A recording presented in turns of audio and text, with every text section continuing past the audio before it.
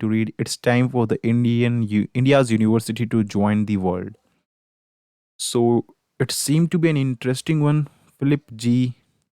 Eltbach is a researcher professor and the distinguished fellow Center for the International Higher Education, Boston College, US, has written this particular one.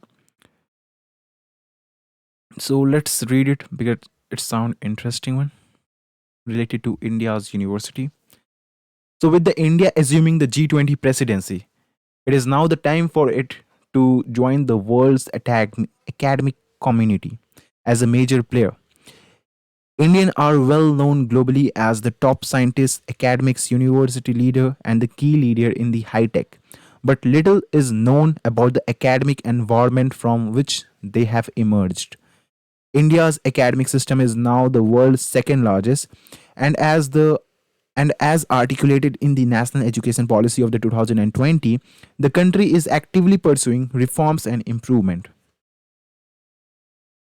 Opening to the world mean making India more visible on the global academic scene and also learning about and implementing best practices from abroad. The G20 leadership is an excellent opportunity to do both.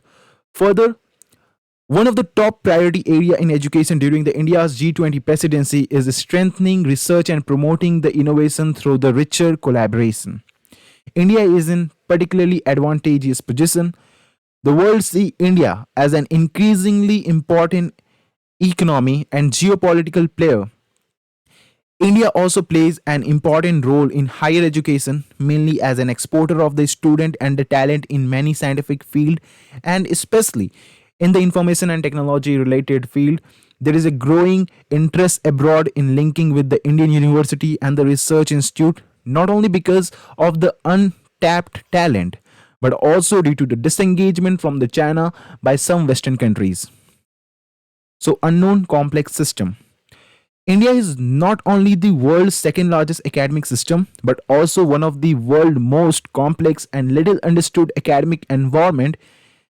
Its higher education sector is fragmented, inflexible, with a tight subject boundaries and of uneven quality. The NEP's focus is on consolidation with the goal on bringing flexibility and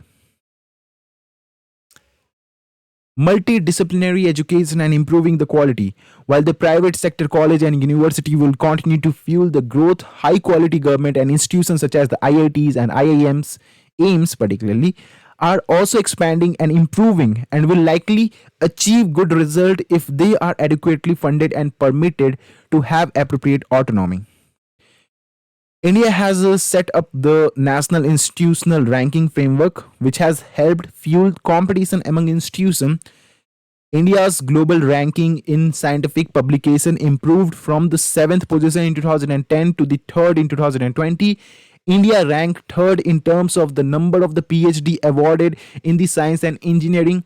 India's Global Innovation Index ranking has also improved significantly from the 81 in 2014 to 40 in 2022. Although it lags significantly behind the US and the China. Indian university have not scored well in the global ranking. The highest scoring Indian institution in 2023 times higher education ranking is the India's Institute of Science in the 2051 and 300 range. Another 75 institutions are ranked lower. The best known institution globally are the IITs. These do not rank well because they are small specialized school and not comprehensive universities. But their quality is much better than their ranking score. The recent announcement that the IIT Kharagpur will establish a branch campus in the Malaysia will help for India to catch up both in the ranking and in reality will take significant investment over a sustained period of time.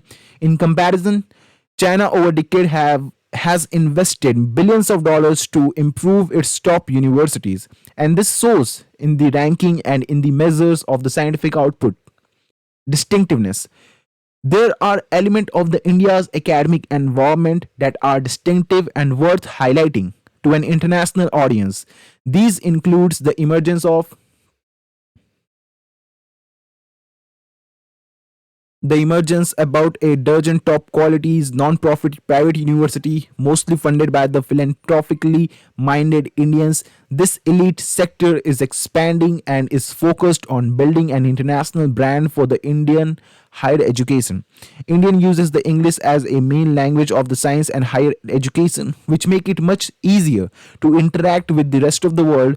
India has more than 100 research laboratories in diverse areas sponsored by the Council of the Scientific and Industrial Research and other central government agency. Some are outstanding in their terms of their research contribution and their relationship with the India's economy. Exercising leadership. India's university and its scientific prowess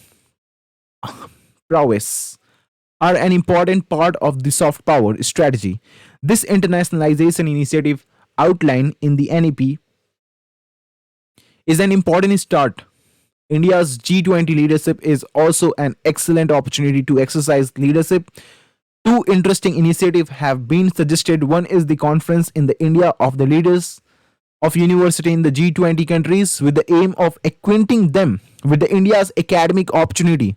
Another is the creation of the prestigious scholarship program similar to the Fulbright program that would provide top Indian student and the faculty time in leading university abroad and funding to bring top academic from abroad to India. China version of this is China Scholarship Councils.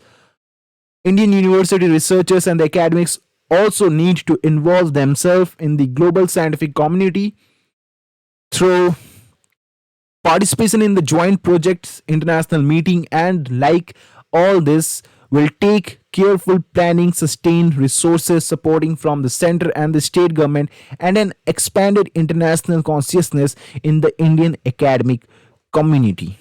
So this was an interesting editorial which I got to read today. So here we are having the sway of the seer. So that's it for this particular video.